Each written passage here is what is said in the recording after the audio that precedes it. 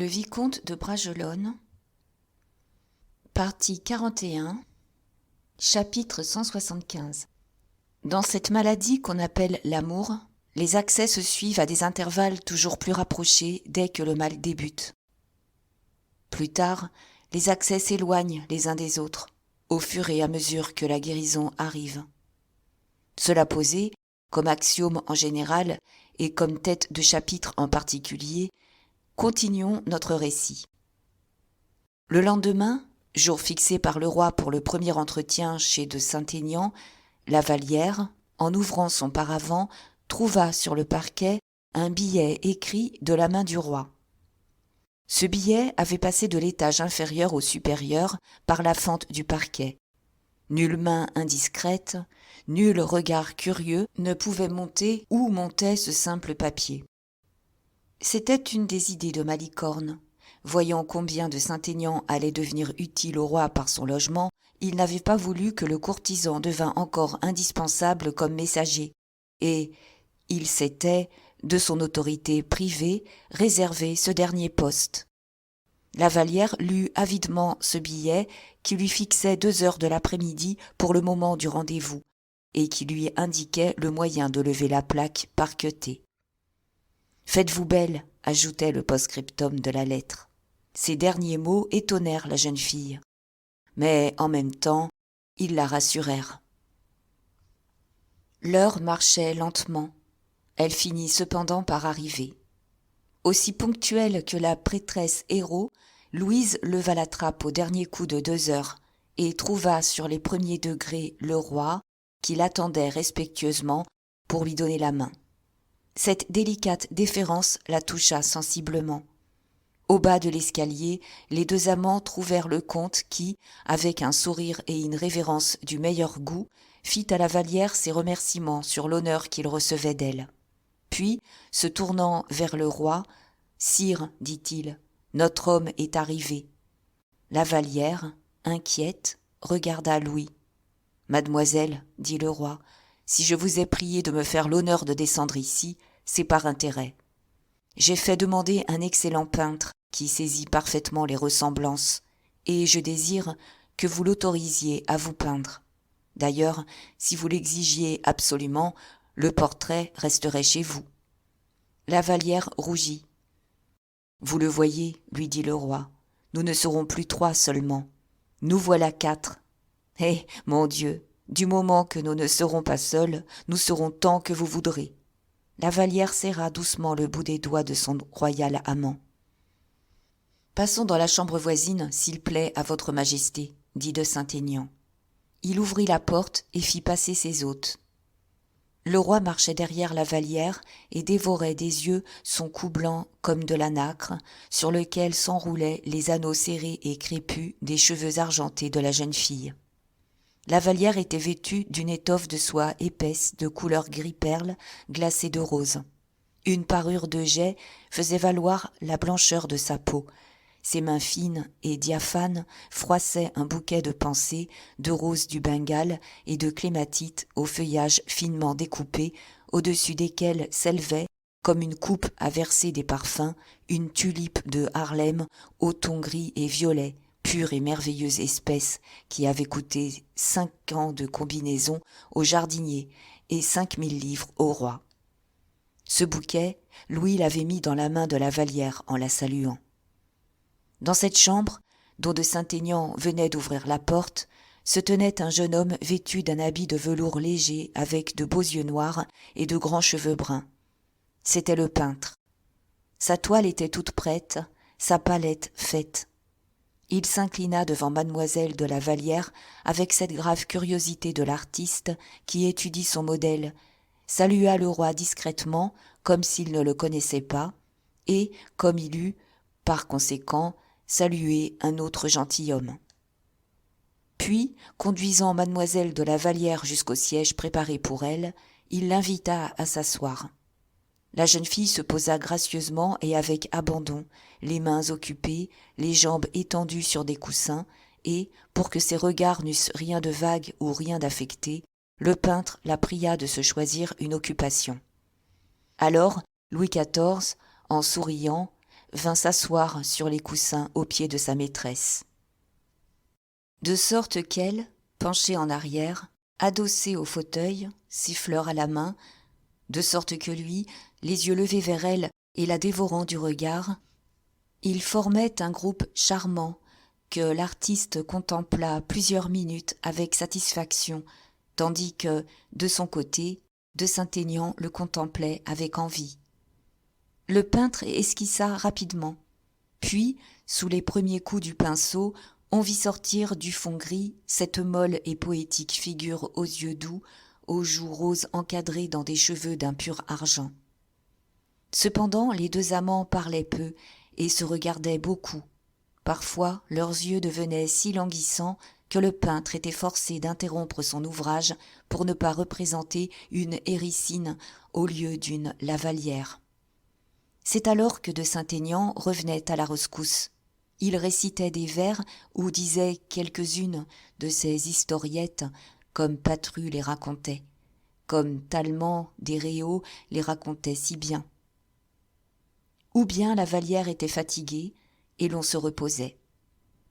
Aussitôt un plateau de porcelaine de Chine chargé des plus beaux fruits que l'on avait pu trouver, aussitôt le vin de Xérès, distillant ses topazes dans l'argent ciselé, servait d'accessoire à ce tableau dont le peintre ne devait retracer que la plus éphémère figure. Louis s'enivrait d'amour, Lavallière de bonheur, de Saint-Aignan d'ambition. Le peintre se composait des souvenirs pour sa vieillesse. 2 heures s'écoulèrent ainsi. Puis, 4 heures ayant sonné, Lavallière se leva et fit un signe au roi. Louis se leva, s'approcha du tableau et adressa quelques compliments flatteurs à l'artiste. De Saint-Aignan vantait la ressemblance, déjà assurée, à ce qu'il prétendait. Lavallière, à son tour, remercia le peintre en rougissant et passa dans la chambre voisine, où le roi la suivit après avoir appelé de Saint-Aignan. « À demain, n'est-ce pas ?» dit-il à Lavallière. « Mais, sire, songez-vous que l'on viendra certainement chez moi, qu'on ne m'y trouvera pas ? Eh bien, alors, que deviendrai-je ? Vous êtes bien craintive, Louise. Mais, enfin, si madame me faisait demander. »« Oh, répliqua le roi, est-ce qu'un jour n'arrivera pas où vous me direz vous-même de tout braver pour ne plus vous quitter ? Ce jour-là, sire, je serais une insensée, et vous ne devriez pas me croire. À demain, Louise. » Lavallière poussa un soupir, puis, sans force contre la demande royale, « Puisque vous le voulez, sire, à demain, » répéta-t-elle. Et, à ces mots, elle monta légèrement les degrés et disparut aux yeux de son amant.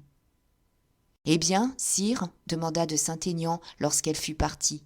« Eh bien, de Saint-Aignan, hier je me croyais le plus heureux des hommes. »« Et votre majesté, aujourd'hui, dit en souriant le comte, s'en croirait-elle par hasard le plus malheureux ?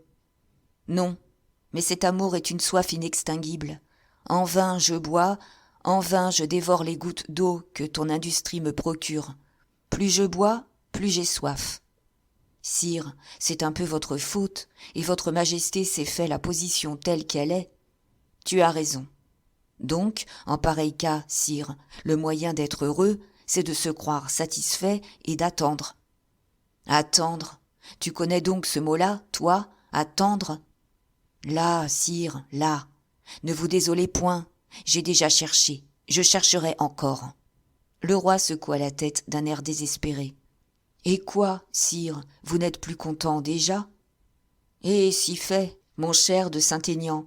Mais trouve, mon Dieu, trouve. Sire, je m'engage à chercher. Voilà tout ce que je puis dire. Le roi voulut revoir encore le portrait, ne pouvant revoir l'original. Il indiqua quelques changements au peintre et sortit. Derrière lui, de Saint-Aignan congédia l'artiste. Chevalet, couleur et peintre n'étaient pas disparus que Malicorne montra sa tête entre les deux portières. De Saint-Aignan le reçut à bras ouverts et cependant avec une certaine tristesse. Le nuage qui avait passé sur le soleil royal voilait, à son tour, le satellite fidèle. Malicorne vit, du premier coup d'œil, ce crêpe étendu sur le visage de Saint-Aignan. Oh, monsieur le comte, dit-il, comme vous voilà noir. J'en ai bien le sujet, ma foi, mon cher monsieur Malicorne. Croiriez-vous que le roi n'est pas content? Pas content de son escalier? Oh non, au contraire, l'escalier a plu beaucoup. C'est donc la décoration des chambres qui n'est pas selon son goût? Oh, pour cela, il n'y a pas seulement songé. Non, ce qui a déplu au roi, je vais vous le dire, monsieur le comte, c'est d'être venu, lui, quatrième, à un rendez-vous d'amour. Comment, monsieur le comte, vous n'avez pas deviné cela, vous? Mais comment l'eussé-je deviné, cher monsieur Malicorne, quand je n'ai fait que suivre à la lettre les instructions du roi? En vérité, sa majesté a voulu, à toute force, vous voir près d'elle, positivement, et sa majesté a voulu avoir, en outre, monsieur le peintre que j'ai rencontré en bas. Exigez, monsieur Malicorne, exigez. Alors, je le comprends, pardieu, bien que sa majesté ait été mécontente.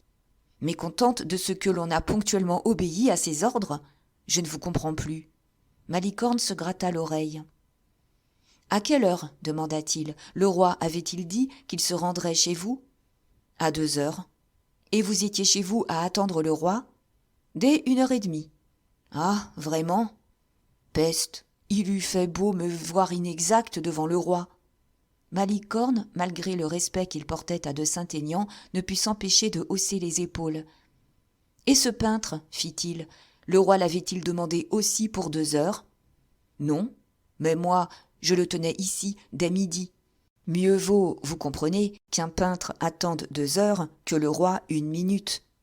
Malicorne se mit à rire silencieusement. Voyons, cher monsieur Malicorne, dit Saint-Aignan, riez moins de moi et parlez davantage. Vous l'exigez? Je vous en supplie. Eh bien, monsieur le comte, si vous voulez que le roi soit un peu plus content la première fois qu'il viendra, il vient demain. Eh bien, si vous voulez que le roi soit un peu plus content demain, ventre saint gris, comme disait son aïeul, si je le veux, je le crois bien. Eh bien, demain, au moment où arrivera le roi, ayez affaire dehors, mais pour une chose qui ne peut se remettre, pour une chose indispensable. Oh oh! Pendant 20 minutes. Laissez le roi seul pendant 20 minutes, s'écria de Saint-Aignan effrayé. Allons, mettons que je n'ai rien dit, fit Malicorne, tirant vers la porte. Si fait, cher monsieur Malicorne. Au contraire, achevez, je commence à comprendre. Et le peintre. Oh, le peintre, lui, il faut qu'il soit en retard d'une demi-heure. Une demi-heure, vous croyez? Oui, je crois. Mon cher monsieur, je ferai comme vous dites. Et je crois que vous vous en trouverez bien. Me permettez-vous de venir m'informer un peu demain? Certes. J'ai bien l'honneur d'être votre serviteur respectueux, monsieur de Saint-Aignan. Et Malicorne sortit à reculons. Décidément, ce garçon-là a plus d'esprit que moi, se dit de Saint-Aignan, entraîné par sa conviction. Chapitre 176 Hampton Court. Cette révélation que nous venons de voir Montalet faire à la Vallière, à la fin de notre avant-dernier chapitre, nous ramène tout naturellement au principal héros de cette histoire, pauvre chevalier errant au souffle du caprice d'un roi. Si notre lecteur veut bien nous suivre, nous passerons donc avec lui ce détroit plus orageux que l'Europe qui sépare Calais de Douvres. Nous traverserons cette verte et plantureuse campagne aux 1000 ruisseaux qui ceint Sheering, Maidstone et 10 autres villes plus pittoresques les unes que les autres, et nous arriverons enfin à Londres.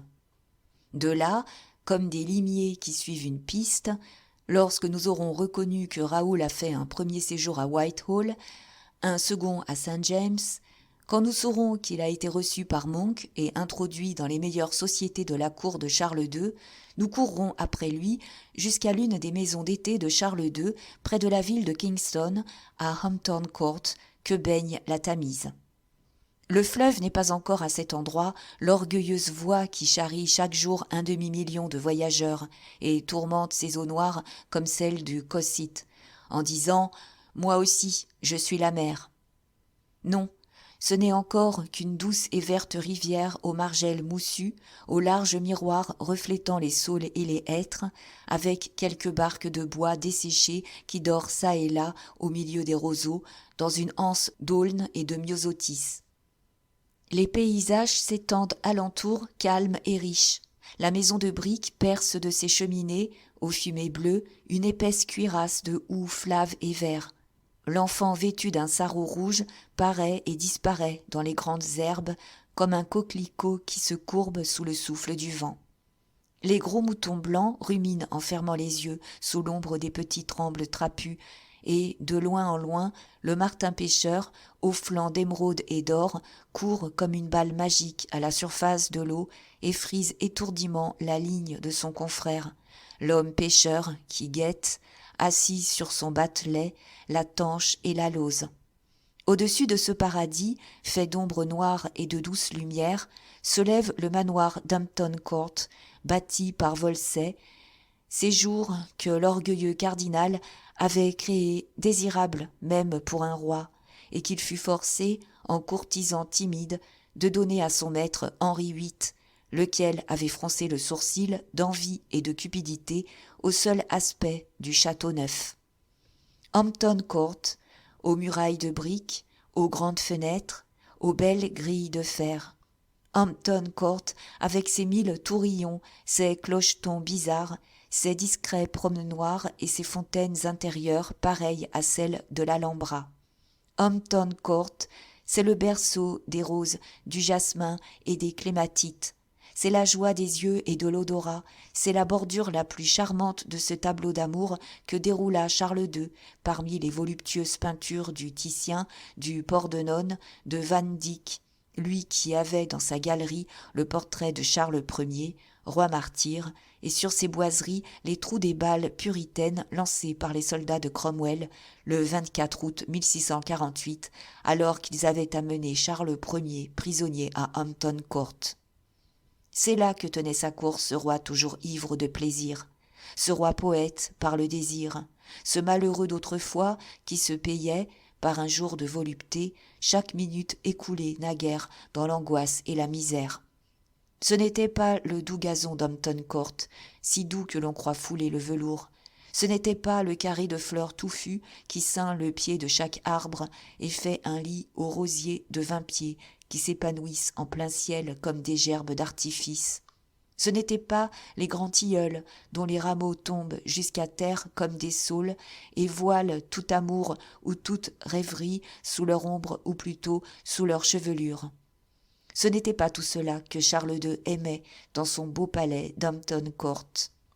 Peut-être était-ce alors cette belle eau rousse pareille aux eaux de la mer Caspienne, cette eau immense, ridée par un vent frais, comme les ondulations de la chevelure de Cléopâtre, ces eaux tapissées de cressons, de nénuphars blancs aux bulbes vigoureuses qui s'entr'ouvrent pour laisser voir, comme l'œuf, le germe d'or rutilant au fond de l'enveloppe laiteuse. Ces eaux mystérieuses et pleines de murmures, sur lesquelles naviguent les cygnes noirs et les petits canards avides, frêles couvées au duvet de soie, qui poursuivent la mouche verte sur les glaïeuls et la grenouille dans ses repères de mousse. C'étaient peut-être les houx énormes au feuillage bicolore, les ponts riants jetés sur les canaux, les biches qui brament dans les allées sans fin, et les bergeronnettes qui piétinent en voltant dans les bordures de buis et de trèfles. Car il y a de tout cela dans Hampton Court. Il y a, en outre, les espaliers de roses blanches qui grimpent le long des hauts treillages pour laisser retomber sur le sol leur neige odorante. Il y a, dans le parc, les vieux sycomores aux troncs verdissants qui baignent leurs pieds dans une poétique et luxuriante moisissure. Non, ce que Charles II aimait dans Hampton Court, c'étaient les ombres charmantes qui couraient après-midi sur ses terrasses, lorsque, comme Louis XIV, il avait fait peindre leur beauté dans son grand cabinet par un des pinceaux intelligents de son époque, pinceau qui savait attacher sur la toile un rayon échappé de tant de beaux yeux qui lançaient l'amour. Le jour où nous arrivons à Hampton Court, le ciel est presque doux et clair, comme en un jour de France. L'air est d'une tiédeur humide, les géraniums, les pois de senteur énormes, les seringas et les héliotropes, jetés par millions dans le parterre, exhalent leurs arômes enivrants. Il est 1 heure. Le roi, revenu de la chasse, a dîné, rendu visite à la duchesse de Castlemaine, la princesse en titre, et après cette preuve de fidélité, il peut à l'aise se permettre des infidélités jusqu'au soir. Toute la cour folâtre et aime. C'est le temps où les dames demandent sérieusement aux gentilshommes leurs sentiments sur tel ou tel pied plus ou moins charmant, selon qu'il est chaussé d'un bas de soie rose ou d'un bas de soie verte. C'est le temps où Charles II déclare qu'il n'y a pas de salut pour une femme sans le bas de soie verte, parce que mademoiselle Lucy Stewart les porte de cette couleur. Tandis que le roi cherche à communiquer ses préférences, nous verrons, dans l'allée des hêtres qui faisait face à la terrasse, une jeune dame en habit de couleur sévère marchant auprès d'un autre habit de couleur lilas et bleu sombre. Elle traverse le parterre de gazon, au milieu duquel s'élevait une belle fontaine aux sirènes de bronze, et s'en allèrent en causant sur la terrasse, le long de laquelle, de la clôture de briques, sortaient dans le parc plusieurs cabinets variés de formes. Mais, comme ces cabinets étaient pour la plupart occupés, ces jeunes femmes passèrent. L'une rougissait, l'autre rêvait. Enfin, elles vinrent au bout de cette terrasse qui dominait toute la Tamise, et, trouvant un frais abri, s'assirent côte à côte. « Où allons-nous, Stewart ?» dit la plus jeune des 2 femmes à sa compagne. « Ma chère Grafton, nous allons, tu le vois bien, où tu nous mènes. »« Moi ? Sans doute, toi, à l'extrémité du palais, vers ce banc où le jeune Français attend et soupire. » Miss Mary Grafton s'arrêta court. « Non, non, dit-elle, je ne vais pas là. »« Pourquoi ? Retournons, Stewart. »« Avançons, au contraire, et expliquons-nous. »« Sur quoi ? Sur ce que le vicomte de Bragelonne est de toutes les promenades que tu fais, comme tu es de toutes les promenades qu'il fait. Et tu en conclus qu'il m'aime ou que je l'aime ? Pourquoi pas ? C'est un charmant gentilhomme. Personne ne m'entend, je l'espère, dit Miss Lucy Stewart en se retournant avec un sourire qui indiquait, au reste, que son inquiétude n'était pas grande. « Non, non, dit Marie, le roi est dans son cabinet ovale avec M. de Buckingham. »« À propos de M. de Buckingham, Marie. »« Quoi ? Il me semble qu'il s'est déclaré ton chevalier depuis le retour de France. Comment va ton cœur de ce côté ?» Mary Grafton haussa les épaules. « Bon, bon, je demanderai cela au beau Bragelonne, dit Stewart en riant. Allons le retrouver bien vite. »« Pourquoi faire ? J'ai à lui parler, moi. »« Pas encore. Un mot auparavant. Voyons, toi, Stewart, qui sais les petits secrets du roi. »« Tu crois cela ? Dame, tu dois les savoir, ou personne ne les saura. Dis, pourquoi M. de Bragelonne est-il en Angleterre, et qu'y fait-il ? » ?»« Ce que fait tout gentilhomme envoyé par son roi vers un autre roi. »« Soit, mais, sérieusement, quoique la politique ne soit pas notre fort, nous en savons assez pour comprendre que M. de Bragelonne n'a point ici de mission sérieuse. »« Écoute, dit Stewart avec une gravité affectée, je veux bien pour toi trahir un secret d'État. Veux-tu que je te récite la lettre de crédit donnée par le roi Louis XIV à M. de Bragelonne et adressée à Sa Majesté le roi Charles II ? » ?»« Oui, sans doute. »« La voici. Mon frère, je vous envoie un gentilhomme de ma cour, fils de quelqu'un que vous aimez. Traitez-le bien, je vous en prie, et faites-lui aimer l'Angleterre. » Il y avait cela ? Tout net, ou l'équivalent. Je ne réponds pas de la forme, mais je réponds du fond.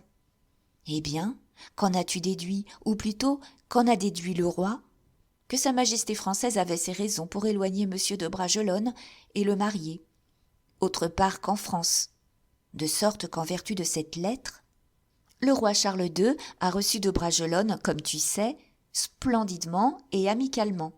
Il lui a donné la plus belle chambre de Whitehall et, comme tu es la plus précieuse personne de sa cour, attendu que tu as refusé son cœur, Allons, ne rougis pas. Il a voulu te donner du goût pour le français et lui faire ce beau présent.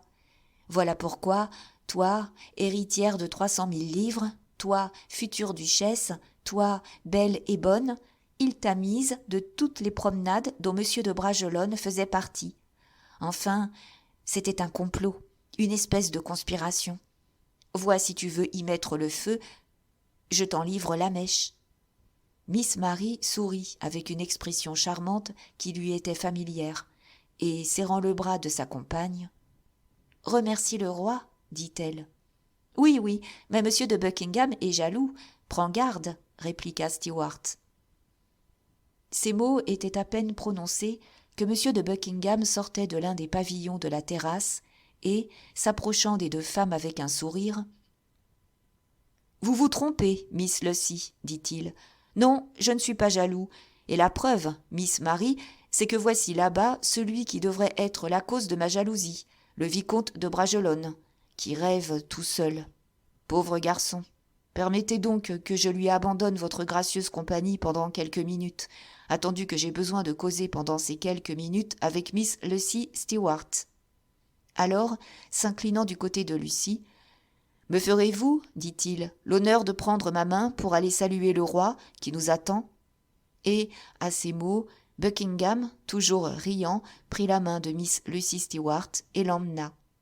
Restée seule, Mary Grafton, la tête inclinée sur l'épaule avec cette mollesse gracieuse particulière aux jeunes Anglaises, demeura un instant immobile, les yeux fixés sur Raoul, mais comme indécise de ce qu'elle devait faire.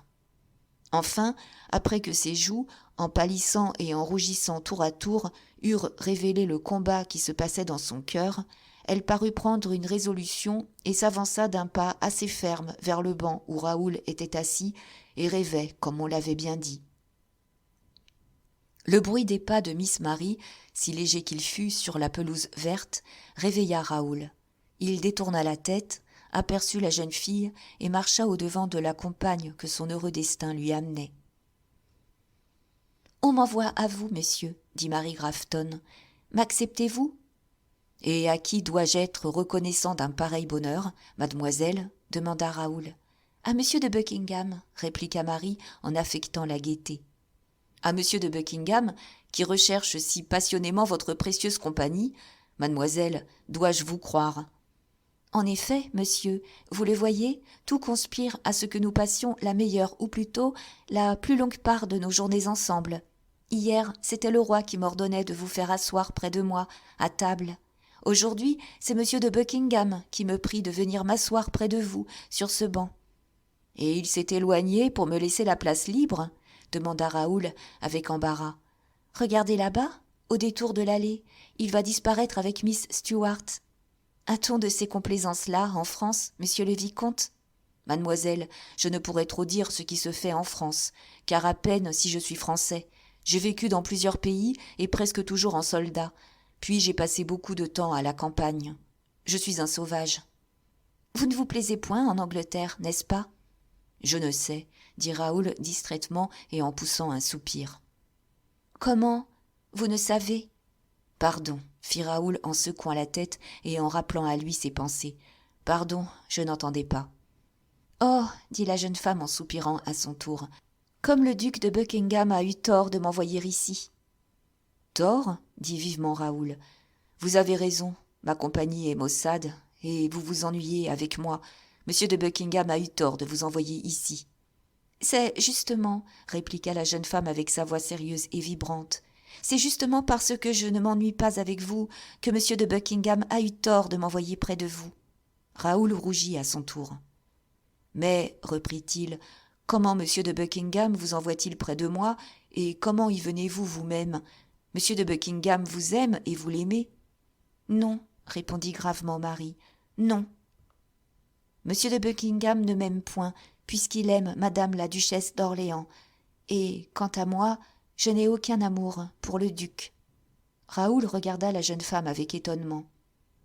« Êtes-vous l'ami de monsieur de Buckingham, vicomte ? » demanda-t-elle. « Monsieur le duc me fait l'honneur de m'appeler son ami depuis que nous nous sommes vus en France. »« Vous êtes de simple connaissance, alors ? » « Non, car monsieur le duc de Buckingham est l'ami très intime d'un gentilhomme que j'aime comme un frère. » « De monsieur le comte de Guiche ?»« Oui, mademoiselle. »« Lequel aime madame la duchesse d'Orléans. »« Oh, que dites-vous là ?»« Et qui en est aimé, » continua tranquillement la jeune femme. Raoul baissa la tête. Miss Mary Grafton continua en soupirant. « Ils sont bien heureux. Tenez, quittez-moi, monsieur de Bragelonne, car monsieur de Buckingham vous a donné une fâcheuse commission en m'offrant à vous comme compagne de promenade. Votre cœur est ailleurs, et à peine si vous me faites l'aumône de votre esprit. Avouez, avouez. Ce serait mal à vous, vicomte, de ne pas avouer. »« Madame, je l'avoue. » Elle le regarda. Il était si simple et si beau, son œil avait tant de limpidité, de douce franchise et de résolution, qu'il ne pouvait venir à l'idée d'une femme aussi distinguée que l'était Miss Mary, que le jeune homme fût un discourtois ou un niais. Elle vit seulement qu'il aimait une autre femme qu'elle, dans toute la sincérité de son cœur. « Oui, je comprends, dit-elle. Vous êtes amoureux en France. » Raoul s'inclina. « Le duc connaît-il cet amour ?»« Nul ne le sait, répondit Raoul. Et pourquoi me le dites-vous, à moi ? » ?»« Mademoiselle. »« Allons, parlez. » »« Je ne puis. » »« C'est donc à moi d'aller au-devant de l'explication. Vous ne voulez rien me dire à moi parce que vous êtes convaincu maintenant que je n'aime point le duc, parce que vous voyez que je vous eusse aimé peut-être, parce que vous êtes un gentilhomme plein de cœur et de délicatesse, et qu'au lieu de prendre, ne fût-ce que pour vous distraire un moment, une main que l'on approchait de la vôtre, qu'au lieu de sourire à ma bouche qui vous souriait, vous avez préféré, vous qui êtes jeune, me dire, à moi qui suis belle, « J'aime en France !» Eh bien, merci, monsieur de Bragelonne. Vous êtes un noble gentilhomme, et je vous en aime davantage. D'amitié. À présent, ne parlons plus de moi, parlons de vous. Oubliez que Miss Grafton vous a parlé d'elle. Dites-moi pourquoi vous êtes triste, pourquoi vous l'êtes davantage encore depuis quelques jours. Raoul fut ému jusqu'au fond du cœur à l'accent doux et triste de cette voix. Il ne put trouver un mot de réponse. La jeune fille vint encore à son secours. « Plaignez-moi, dit-elle. Ma mère était française.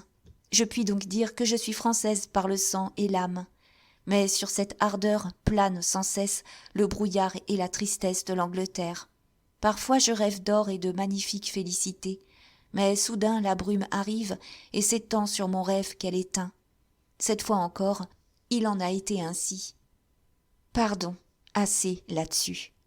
Donnez-moi votre main et contez vos chagrins à une amie. Vous êtes française, avez-vous dit, française d'âme et de sang ? Oui, non seulement, je le répète, ma mère était française, mais encore, comme mon père, ami du roi Charles Ier, s'était exilé en France, et pendant le procès du prince et pendant la vie du protecteur, j'ai été élevée à Paris. À la restauration du roi Charles II, mon père est revenu en Angleterre pour y mourir presque aussitôt. Pauvre père. Alors, le roi Charles m'a fait duchesse et a complété mon douaire. « Avez-vous encore quelques parents en France ?» demanda Raoul avec un profond intérêt. « J'ai une sœur, mon aînée de 7 ou 8 ans, mariée en France et déjà veuve. Elle s'appelle Madame de Bellière. » Raoul fit un mouvement. « Vous la connaissez ?» J'ai entendu prononcer son nom. Elle aime aussi. Et ses dernières lettres m'annoncent qu'elle est heureuse. Donc, elle est aimée. Moi, je vous le disais, monsieur de Bragelonne, j'ai la moitié de son âme, mais je n'ai point la moitié de son bonheur. Mais parlons de vous. Qui aimez-vous en France ? Une jeune fille douce et blanche comme un lys. Mais, si elle vous aime, pourquoi êtes-vous triste ? On m'a dit qu'elle ne m'aimait plus. Vous ne le croyez pas, j'espère. Celui qui m'a écrit n'a point signé sa lettre. Une dénonciation anonyme ? Oh, c'est quelque trahison, dit Miss Grafton. Tenez, dit Raoul en montrant à la jeune fille un billet qu'il avait lu 100 fois.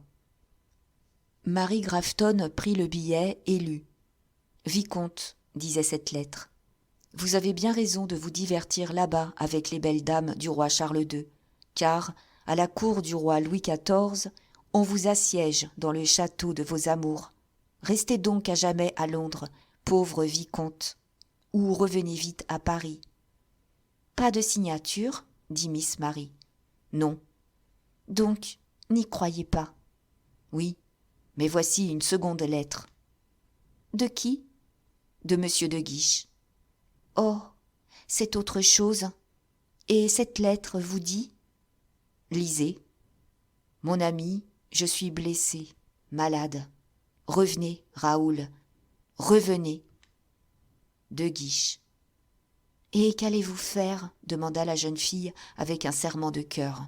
« Mon intention, en recevant cette lettre, a été de prendre à l'instant même congé du roi. »« Et vous la reçûtes ? » ?»« Avant-hier. »« Elle est datée de Fontainebleau. » »« C'est étrange, n'est-ce pas ? La cour est à Paris. Enfin, je fusse partie.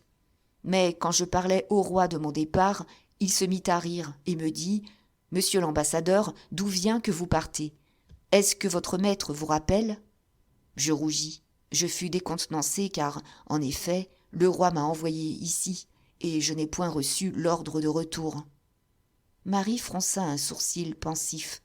« Et vous restez ? » demanda-t-elle. « Il le faut, mademoiselle. »« Et celle que vous aimez ? » ?»« Eh bien ? Vous écrit-elle ? » ?»« Jamais. »« Jamais ? Oh, elle ne vous aime donc pas ? » ?»« Au moins, elle ne m'a point écrit depuis mon départ. »« Vous écrivait-elle auparavant ? » ?»« Quelquefois. »« Oh, j'espère qu'elle aura eu un empêchement. » Voici le duc. Silence. En effet, Buckingham reparaissait au bout de l'allée, seul et souriant. Il vint lentement et tendit la main aux deux causeurs. « Vous êtes-vous entendus ? » dit-il. « Sur quoi ? » demanda Marie Grafton. « Sur ce qui peut vous rendre heureuse, chère Marie, et rendre Raoul moins malheureux. »« Je ne vous comprends point, milord, » dit Raoul. « Voilà mon sentiment, Miss Marie. Voulez-vous que je vous le dise devant monsieur ? » Et il souriait. « Si vous voulez dire, » répondit la jeune fille avec fierté, « que j'étais disposée à aimer monsieur de Bragelonne, c'est inutile, car je le lui ai dit. » Buckingham réfléchit, et sans se décontenancer, comme elle s'y attendait, « C'est, dit-il, parce que je vous connais un délicat esprit et surtout une âme loyale que je vous laissais avec monsieur de Bragelonne, dont le cœur malade peut se guérir entre les mains d'un médecin comme vous. »« Mais, milord, avant de me parler du cœur de monsieur de Bragelonne, vous me parliez du vôtre. Voulez-vous donc que je guérisse deux cœurs à la fois ? » ?»« Il est vrai, Miss Marie, mais vous me rendrez cette justice que j'ai bientôt cessé une poursuite inutile, reconnaissant que ma blessure, à moi, était incurable. » Marie se recueillit un instant. « Milord, dit-elle, monsieur de Bragelonne est heureux.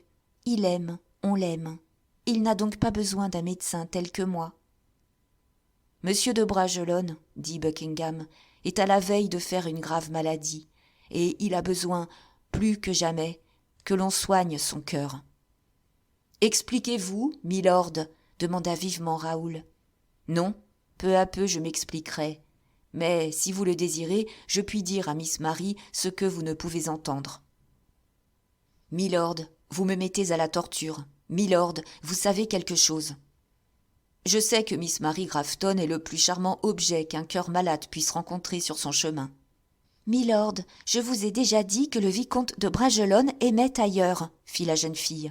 « Il a tort. »« Vous le savez donc, monsieur le duc ? Vous savez donc que j'ai tort ? » ?»« Oui. »« Mais qui aime-t-il donc ? » s'écria la jeune fille. « Il aime une femme indigne de lui, » dit tranquillement Buckingham, avec ce flegme qu'un Anglais seul puise dans sa tête et dans son cœur.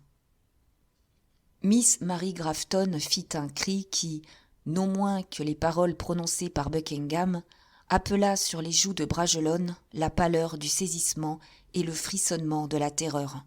« Duc, s'écria-t-il, vous venez de prononcer de telles paroles que, sans tarder d'une seconde, j'en vais chercher l'explication à Paris. »« Vous resterez ici, dit Buckingham. »« Moi ? » ?»« Oui, vous. »« Et comment cela ? » parce que vous n'avez pas le droit de partir, et qu'on ne quitte pas le service d'un roi pour celui d'une femme, fût-elle digne d'être aimée comme l'est Marie Grafton.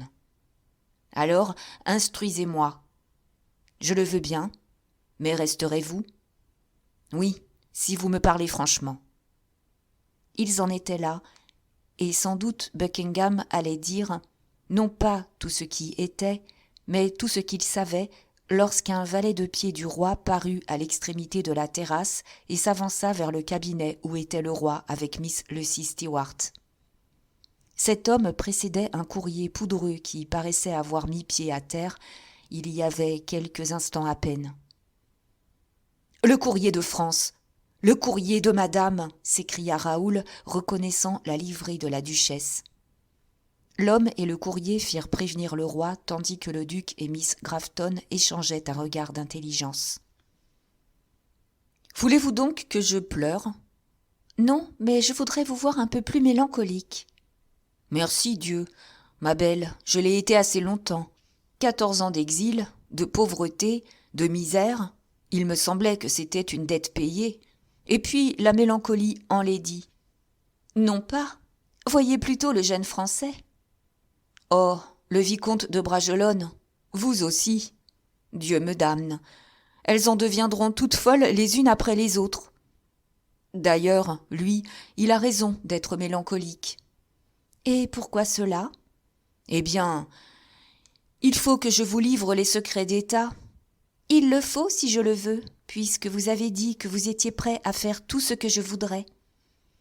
Eh bien, il s'ennuie dans ce pays, là. Êtes-vous contente ? Il s'ennuie ? Oui, preuve qu'il est un niais. Comment, un niais ? Sans doute, comprenez-vous cela ? Je lui permets d'aimer Miss Marie Grafton, et il s'ennuie. Bon, il paraît que, si vous n'étiez pas aimé de Miss Lucy Stewart, vous vous consoleriez, vous, en aimant Miss Marie Grafton ? Je ne dis pas cela. D'abord, vous savez bien que Marie Grafton ne m'aime pas. Or, on ne se console d'un amour perdu que par un amour trouvé. Mais, encore une fois, ce n'est pas de moi qu'il est question, c'est de ce jeune homme. Ne dirait-on pas que celle qu'il laisse derrière lui est une Hélène avant Périsse, bien entendu. Mais il laisse donc quelqu'un, ce gentilhomme ? C'est-à-dire qu'on le laisse. Chapitre 177.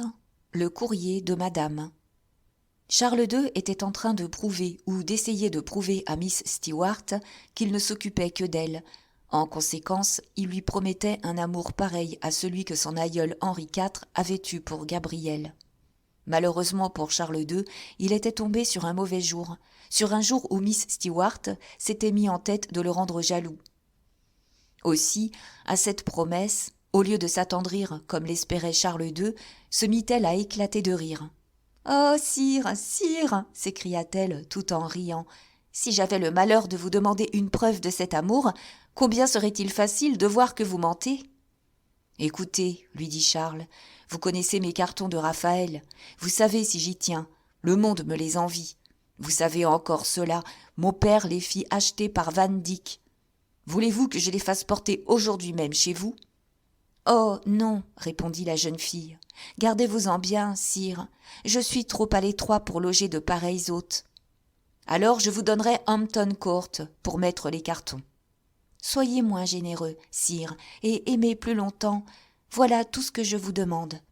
Je vous aimerai toujours, n'est-ce pas assez ? Vous riez, sire. Pauvre garçon. Au fait, tant pis. Comment, tant pis ? Oui, pourquoi s'en va-t-il ?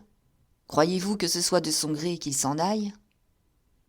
Il est donc forcé ? Par ordre, ma chère Stewart.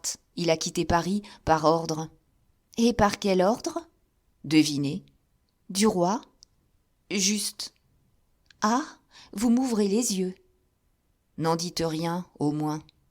Vous savez bien que, pour la discrétion, je vaux un homme. Ainsi, le roi le renvoie ? Oui. Et, pendant son absence, il lui prend sa maîtresse. Oui, et comprenez-vous, le pauvre enfant, au lieu de remercier le roi, il se lamente.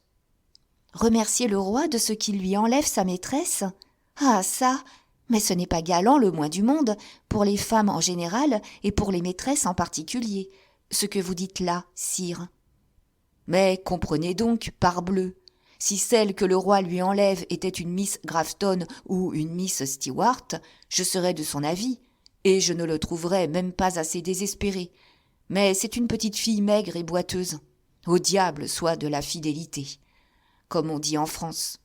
Refuser celle qui est riche pour celle qui est pauvre, celle qui l'aime pour celle qui le trompe. A-t-on jamais vu cela ? Croyez-vous que Marie ait sérieusement envie de plaire au vicomte, sire ? Oui, je le crois. Eh bien, le vicomte s'habituera à l'Angleterre. Marie a bonne tête, et quand elle veut bien. Ma chère Miss Stewart, prenez garde si le vicomte s'acclimate à notre pays. Il n'y a pas longtemps, avant-hier encore, il m'est venu demander la permission de le quitter. Et vous la lui avez refusée ? Je le crois bien. Le roi, mon frère, a trop à cœur qu'il soit absent, et, quant à moi, j'y mets de l'amour-propre. Il ne sera pas dit que j'aurais tendu à ce young man le plus noble et le plus doux appât de l'Angleterre. « Vous êtes galant, sire, » dit Miss Stewart avec une charmante moue. « Je ne comprends pas Miss Stewart, » dit le roi. « Celle-là est un appât royal, et, puisque je m'y suis pris, un autre, j'espère, ne s'y prendra point. Je dis donc, enfin, que je n'aurais pas fait inutilement les 12 yeux à ce jeune homme. Il restera chez nous, il se mariera chez nous, ou Dieu me damne. Et j'espère bien qu'une fois marié, au lieu d'en vouloir à votre majesté, il lui en sera reconnaissant, car tout le monde s'empresse à lui plaire jusqu'à monsieur de Buckingham qui, chose incroyable, s'efface devant lui. Et jusqu'à Miss Stewart, qu'il appelle un charmant cavalier. Écoutez, sire, vous m'avez assez vanté Miss Grafton, passez-moi, à mon tour, un peu de Bragelonne. Mais, à propos, sire, vous êtes depuis quelque temps d'une bonté qui me surprend. Vous songez aux absents, vous pardonnez les offenses, vous êtes presque parfait. D'où vient ? Charles II se mit à rire. C'est parce que vous vous laissez aimer, dit-il. Oh, il doit y avoir une autre raison. Dame, j'oblige mon frère Louis XIV. Donnez-m'en une autre encore. Eh bien, le vrai motif, c'est que Buckingham m'a recommandé ce jeune homme et m'a dit « Sire, je commence par renoncer, en faveur du vicomte de Bragelonne, à Miss Grafton. Faites comme moi. » Oh, c'est un digne gentilhomme, en vérité, que le duc. Allons, bien, échauffez-vous maintenant la tête pour Buckingham. Il paraît que vous voulez me faire damner aujourd'hui. En ce moment, on gratta à la porte. « Qui se permet de nous déranger ?» s'écria Charles avec impatience. « En vérité, sire, dit Stewart, voilà un qui se permet de la plus suprême fatuité, et, pour vous en punir, elle alla elle-même ouvrir la porte. « Ah, c'est un messager de France, dit Miss Stewart. « Un messager de France » s'écria Charles. « De ma sœur, peut-être ?»« Oui, sire, dit l'huissier, et messager extraordinaire. »« Entrez, entrez, dit Charles. Le courrier entra. « Vous avez une lettre de madame la duchesse d'Orléans ?» demanda le roi. « Oui, sire, répondit le courrier, et tellement pressé que j'ai mis 26 heures seulement pour la porter à votre majesté, et encore ai-je perdu 3/4 d'heure à Calais. »« On reconnaîtra ce zèle, dit le roi, et il ouvrit la lettre. Puis, se prenant à rire aux éclats, « En vérité, s'écria-t-il, je n'y comprends plus rien. » Et il relut la lettre une seconde fois. Miss Stewart affectait un maintien plein de réserve et contenait son ardente curiosité. « Francis, dit le roi à son valet, que l'on fasse rafraîchir et coucher ce brave garçon, et que, demain, en se réveillant, il trouve à son chevet un petit sac de 50 louis. Sire, va, mon ami, va. Ma sœur avait bien raison de te recommander la diligence. C'est pressé. » Et il se remit à rire plus fort que jamais. Le messager, le valet de chambre et Miss Stewart elle-même ne savaient quelle contenance garder. « Ah, fit le roi en se renversant sur son fauteuil, et quand je pense que tu as crevé, combien de chevaux ? 2. 2 chevaux pour apporter cette nouvelle ? C'est bien. Va, mon ami, va. » Le courrier sortit avec le valet de chambre. Charles II alla à la fenêtre qu'il ouvrit et, se penchant au dehors, « Duc !» cria-t-il. « Duc de Buckingham ! Mon cher Buckingham, venez !» Le duc se hâta d'accourir. Mais, arrivé au seuil de la porte, en apercevant Miss Stewart, il hésita à entrer.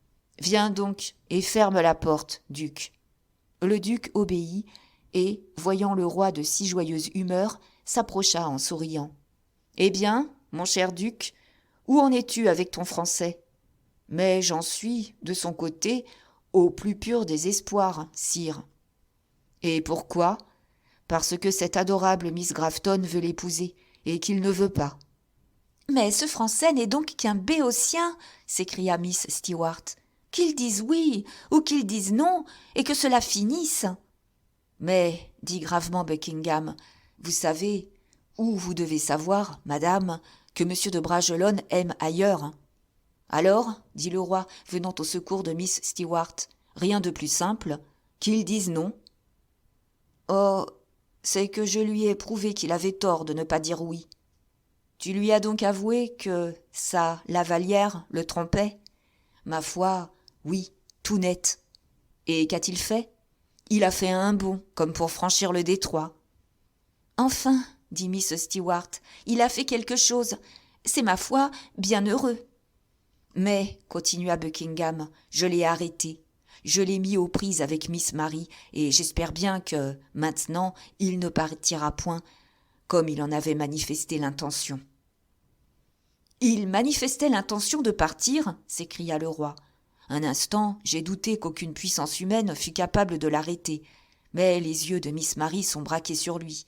Il restera. »« Eh bien, voilà ce qui te trompe, Buckingham, » dit le roi en éclatant de rire. « Ce malheureux est prédestiné. » « Prédestiné à quoi ? » ?»« À être trompé, ce qui n'est rien, mais à le voir, ce qui est beaucoup. » « À distance et avec l'aide de Miss Grafton, le coup sera paré. »« Eh bien, pas du tout. Il n'y aura ni distance ni aide de Miss Grafton. Bragelonne partira pour Paris dans 1 heure. » Buckingham tressaillit, Miss Stewart ouvrit de grands yeux. « Mais, sire, votre majesté sait bien que c'est impossible, » dit le duc. « C'est-à-dire, mon cher Buckingham, qu'il est impossible, maintenant, que le contraire arrive. »« Sire, figurez-vous que ce jeune homme est un lion. »« Je le veux bien, Villiers. Et que sa colère est terrible. Je ne dis pas non, cher ami. S'il voit son malheur de près, tant pis pour l'auteur de son malheur. Soit, mais que veux-tu que j'y fasse ? » « Fût-ce le roi ?» s'écria Buckingham, « je ne répondrais pas de lui. »« Oh, le roi a des mousquetaires pour le garder, » dit Charles tranquillement. « Je sais cela, moi, qui ai fait antichambre chez lui à Blois. Il a monsieur d'Artagnan. Peste, voilà un gardien. Je m'accommoderais, vois-tu, de 20 colères comme celle de ton Bragelonne, si j'avais 4 gardiens comme monsieur d'Artagnan. »« Oh, mais que votre majesté, qui est si bonne, réfléchisse, » dit Buckingham. « Tiens, dit Charles II en présentant la lettre au duc, lis et réponds toi-même. À ma place, que ferais-tu ? » Buckingham prit lentement la lettre de madame et lut ces mots en tremblant d'émotion. « Pour vous, pour moi, pour l'honneur et le salut de tous, renvoyez immédiatement en France monsieur de Bragelonne.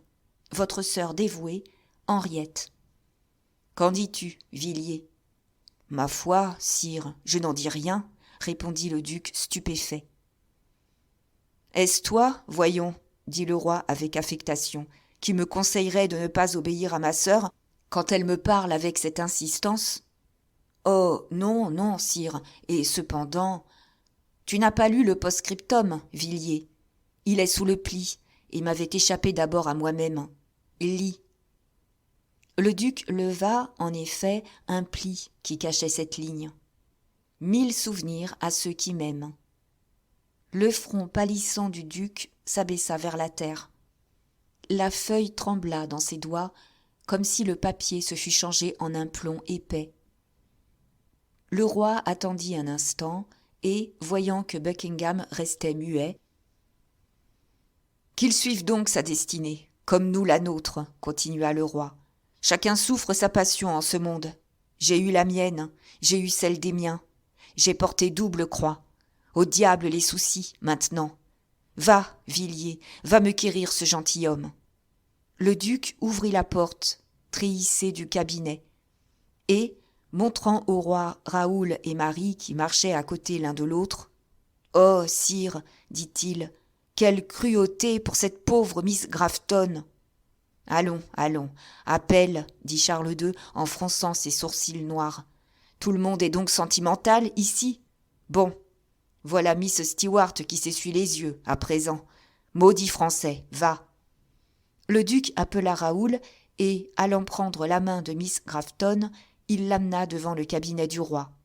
« Monsieur de Bragelonne, dit Charles II, ne me demandiez-vous pas, avant-hier, la permission de retourner à Paris ? » « Oui, sire, répondit Raoul, que ce début étourdit tout d'abord. « Eh bien, mon cher vicomte, j'avais refusé, je crois. »« Oui, sire. »« Et vous m'en avez voulu ? » ?»« Non, sire, car votre majesté refusait, certainement, pour d'excellents motifs. Votre majesté est trop sage et trop bonne pour ne pas bien faire tout ce qu'elle fait. Je vous alléguais, je crois, cette raison que le roi de France ne vous avait pas rappelée. » « Oui, sire, vous m'avez en effet répondu cela. »« Eh bien, j'ai réfléchi, monsieur de Bragelonne. Si le roi, en effet, ne vous a pas fixé le retour, il m'a recommandé de vous rendre agréable le séjour de l'Angleterre. Or, puisque vous me demandiez à partir, c'est que le séjour de l'Angleterre ne vous était pas agréable. »« Je n'ai pas dit cela, sire. »« Non, mais votre demande signifiait au moins, dit le roi, qu'un autre séjour vous serait plus agréable que celui-ci. » En ce moment, Raoul se tourna vers la porte contre le chambranle de laquelle Miss Grafton était appuyée, pâle et défaite. Son autre bras était posé sur le bras de Buckingham. « Vous ne répondez pas, poursuivit Charles. Le proverbe français est positif. Qui ne dit mot consent. Eh bien, monsieur de Bragelonne, je me vois en mesure de vous satisfaire. Vous pouvez, quand vous voudrez, partir pour la France. Je vous y autorise. »« Sire !» s'écria Raoul. « Oh !» murmura Marie en étreignant le bras de Buckingham. « Vous pouvez être ce soir à Douvres, continua le roi. La marée monte à 2 heures du matin. » Raoul, stupéfait, balbutia quelques mots qui tenaient le milieu entre le remerciement et l'excuse. « Je vous dis donc adieu, monsieur de Bragelonne, et vous souhaite toutes sortes de prospérités, dit le roi en se levant. Vous me ferez le plaisir de garder, en souvenir de moi, ce diamant que je destinais à une corbeille de noces. » Miss Grafton semblait près de défaillir. Raoul reçut le diamant. En le recevant, il sentait ses genoux trembler. Il adressa quelques compliments au roi, quelques compliments à Miss Stewart, et chercha Buckingham pour lui dire adieu. Le roi profita de ce moment pour disparaître. Raoul trouva le duc occupé à relever le courage de Miss Grafton. « Dites-lui de rester, mademoiselle, je vous en supplie, » murmurait Buckingham. « Je lui dis de partir, » répondit Miss Grafton en se ranimant. « Je ne suis pas de ces femmes qui ont plus d'orgueil que de cœur. Si on l'aime en France, qu'il retourne en France et qu'il me bénisse, moi, qui lui aurais conseillé d'aller trouver son bonheur. Si, au contraire, on ne l'aime plus, qu'il revienne. Je l'aimerai encore, et son infortune ne l'aura point amoindri à mes yeux. Il y a dans les armes de ma maison ce que Dieu a gravé dans mon cœur. Abenti parum, et genti cuncta. Aux riches, peu, aux pauvres, tout.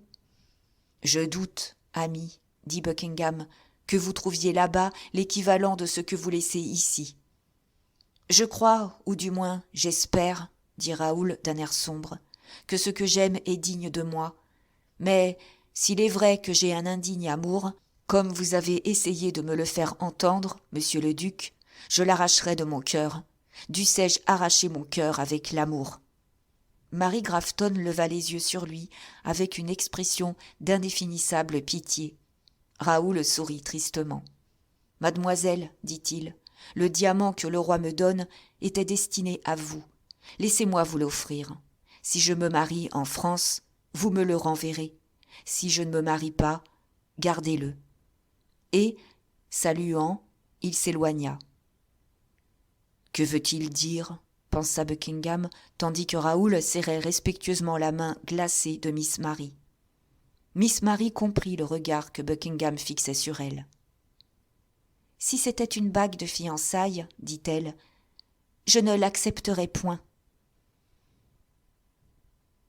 « Vous lui offrez cependant de revenir à vous. »« Oh, duc !» s'écria la jeune fille avec des sanglots. « Une femme comme moi n'est jamais prise pour consolation par un homme comme lui. »« Alors, vous pensez qu'il ne reviendra pas ?»« Jamais, » dit Miss Grafton d'une voix étranglée.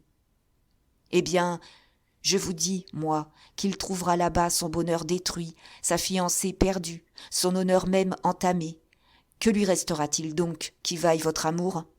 Oh, dites, Marie, vous qui vous connaissez vous-même. » Miss Grafton posa sa blanche main sur le bras de Buckingham et, tandis que Raoul fuyait dans l'allée des Tilleuls avec une rapidité vertigineuse, elle chanta d'une voix mourante ces vers de Roméo et Juliette.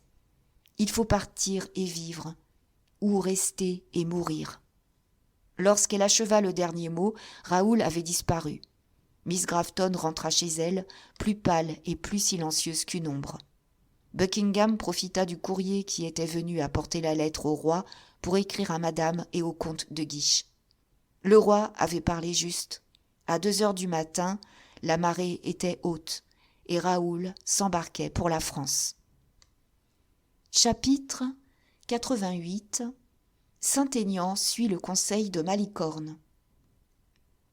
Le roi surveillait ce portrait de la Vallière avec un soin qui venait autant du désir de la voir ressemblante que du dessein de faire durer ce portrait longtemps.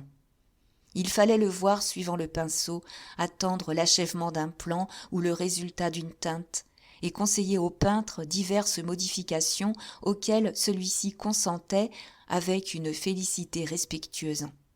Puis, quand le peintre, suivant le conseil de Malicorne, avait un peu tardé, quand Saint-Aignan avait une petite absence, il fallait voir, et personne ne les voyait, ces silences pleins d'expression qui unissaient dans un soupir 2 âmes fort disposées à se comprendre et fort désireuses du calme et de la méditation. Alors, les minutes s'écoulaient comme par magie.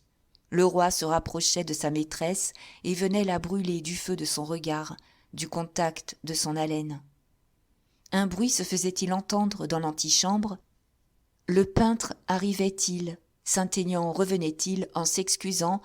Le roi se mettait à parler, la Vallière à lui répondre précipitamment, et leurs yeux disaient à Saint-Aignan que, pendant son absence, ils avaient vécu un siècle. En un mot, Malicorne, ce philosophe sans le vouloir, avait su donner au roi l'appétit dans l'abondance et le désir dans la certitude de la possession. Ce que la Vallière redoutait n'arriva pas. Nul ne devina que, dans la journée, elle sortait 2 ou 3 heures de chez elle. Elle feignait une santé irrégulière. Ceux qui se présentaient chez elle frappaient avant d'entrer. Malicorne, l'homme des inventions ingénieuses, avait imaginé un mécanisme acoustique par lequel la Vallière, dans l'appartement de Saint-Aignan, était prévenue des visites que l'on venait faire dans la chambre qu'elle habitait ordinairement. Ainsi donc, sans sortir, sans avoir de confidente, elle rentrait chez elle, déroutant par une apparition tardive peut-être, mais qui combattait victorieusement néanmoins tous les soupçons des sceptiques les plus acharnés. Malicorne avait demandé à Saint-Aignan des nouvelles du lendemain. Saint-Aignan avait été forcé d'avouer que ce quart d'heure de liberté donnait au roi une humeur des plus joyeuses. « Il faudra doubler la dose, » répliqua Malicorne, « mais insensiblement. Attendez qu'on le désire. » On le désira si bien qu'un soir, le 4e jour, au moment où le peintre pliait bagages sans que Saint-Aignan fût rentré, Saint-Aignan entra et vit sur le visage de la Vallière une ombre de contrariété qu'elle n'avait pu dissimuler. Le roi fut moins secret, il témoigna son dépit par un mouvement d'épaule très significatif. La Vallière rougit alors. « Bon !» s'écria Saint-Aignan dans sa pensée, « Monsieur Malicorne sera enchanté ce soir. » En effet, Malicorne fut enchanté le soir. « Il est bien évident, dit-il au comte, que mademoiselle de la Vallière espérait que vous tarderiez au moins de 10 minutes. Et le roi une demi-heure, cher monsieur Malicorne. Vous seriez un mauvais serviteur du roi, répliqua celui-ci, si vous refusiez cette demi-heure de satisfaction à sa majesté. Mais le peintre, objecta Saint-Aignan. Je m'en charge, dit Malicorne. Seulement, laissez-moi prendre conseil des visages et des circonstances. Ce sont mes opérations de magie à moi, et quand les sorciers prennent avec l'astrolabe la hauteur du soleil, de la lune et de leurs constellations, moi, je me contente de regarder si les yeux sont cerclés de noir, ou si la bouche décrit l'arc convexe ou l'arc concave. Observez donc, n'ayez pas peur. Et le rusé Malicorne eut tout le loisir d'observer. Car, le soir même, le roi alla chez madame avec les reines, et fit une si grosse mine, poussa de si rudes soupirs, regarda la Vallière avec des yeux si fort mourants, que Malicorne dit à Montalais, le soir, « À demain !» Et il alla trouver le peintre dans sa maison de la rue des Jardins-Saint-Paul, pour le prier de remettre la séance à 2 jours. Saint-Aignan n'était pas chez lui, quand la Vallière, déjà familiarisée avec l'étage inférieur, leva le parquet et descendit. Le roi, comme d'habitude, l'attendait sur l'escalier et tenait un bouquet à la main. En la voyant, il la prit dans ses bras. La Vallière, tout émue, regarda autour d'elle et, ne voyant que le roi, ne se plaignit pas. Ils s'assirent. Louis, couché près des coussins sur lesquels elle reposait, et la tête inclinée sur les genoux de sa maîtresse, placée là comme dans un asile d'où l'on ne pouvait le bannir, la regardait, et, comme si le moment fût venu où rien ne pouvait plus s'interposer entre ces deux âmes, elle, de son côté, se mit à le dévorer du regard. Alors, de ses yeux si doux, si purs, se dégageait une flamme toujours jaillissante dont les rayons allaient chercher le cœur de son royal amant pour le réchauffer d'abord et le dévorer ensuite. Embrasé par le contact des genoux tremblants, frémissant de bonheur lorsque la main de Louise descendait sur ses cheveux, le roi s'engourdissait dans cette félicité et s'attendait toujours à voir entrer le peintre ou de Saint-Aignan. Dans cette prévision douloureuse, il s'efforçait parfois de fuir la séduction qui s'infiltrait dans ses veines. Il appelait le sommeil du cœur et des sens. Il repoussait la réalité toute prête pour courir après l'ombre. Mais la porte ne s'ouvrit ni pour de Saint-Aignan, ni pour le peintre. Mais les tapisseries ne frissonnèrent même point. Un silence de mystère et de volupté engourdit jusqu'aux oiseaux dans leur cage dorée. Le roi, vaincu, retourna sa tête et colla sa bouche brûlante dans les 2 mains réunies de la Vallière. Elle perdit la raison et serra sur les lèvres de son amant ses 2 mains convulsives. Louis se roula, chancelant, à genoux, et, comme la Vallière n'avait pas dérangé sa tête, le front du roi se trouva au niveau des lèvres de la jeune femme, qui, dans son extase, effleura d'un furtif et mourant baiser les cheveux parfumés qui lui caressaient les joues. Le roi la saisit dans ses bras, et, sans qu'elle résistât, ils échangèrent ce premier baiser, ce baiser ardent qui change l'amour en un délire. Ni le peintre, ni de Saint-Aignan ne rentrèrent ce jour-là. Une sorte d'ivresse pesante et douce, qui rafraîchit les sens et laisse circuler comme un lent poison le sommeil dans les veines, ce sommeil impalpable, languissant comme la vie heureuse, tomba, pareil à un nuage, entre la vie passée et la vie à venir des 2 amants. Au sein de ce sommeil plein de rêves, un bruit continu à l'étage supérieur inquiéta d'abord la Vallière, mais sans la réveiller tout à fait. Cependant, comme ce bruit continuait, comme il se faisait comprendre, comme il rappelait la réalité à la jeune femme ivre de l'illusion, elle se releva tout effarée, belle de son désordre, en disant « Quelqu'un m'attend là-haut. Louis, Louis, n'entendez-vous pas ?» « Et n'êtes-vous pas celle que j'attends ?» dit le roi avec tendresse. « Que les autres désormais vous attendent. » Mais elle, secouant doucement la tête, « Bonheur caché, dit-elle avec de grosses larmes, pouvoir caché. Mon orgueil doit se taire comme mon cœur. » Le bruit recommença. « J'entends la voix de Montalais, dit-elle. Et elle monta précipitamment l'escalier. Le roi montait avec elle, ne pouvant se décider à la quitter et couvrant de baisers sa main et le bas de sa robe. « Oui, oui, répéta la Vallière, la moitié du corps déjà passé à travers la trappe. Oui, la voix de Montalais qui appelle. Il faut qu'il soit arrivé quelque chose d'important. Allez donc, cher amour, dit le roi, et revenez vite. Oh, pas aujourd'hui. Adieu, adieu. Et elle s'abaissa encore une fois pour embrasser son amant, puis elle s'échappa. Montalais attendait en effet, tout agité, toute pâle. Vite, vite, dit-elle, il monte. Qui cela? Qui est-ce qui monte? Lui, je l'avais bien prévu. Mais qui donc, lui? Tu me fais mourir. Raoul, murmura Montalais.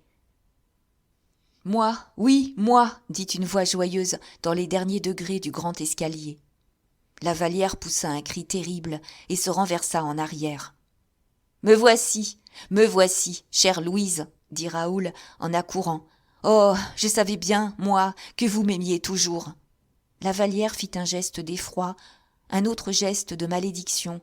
Elle s'efforça de parler et ne put articuler qu'une seule parole.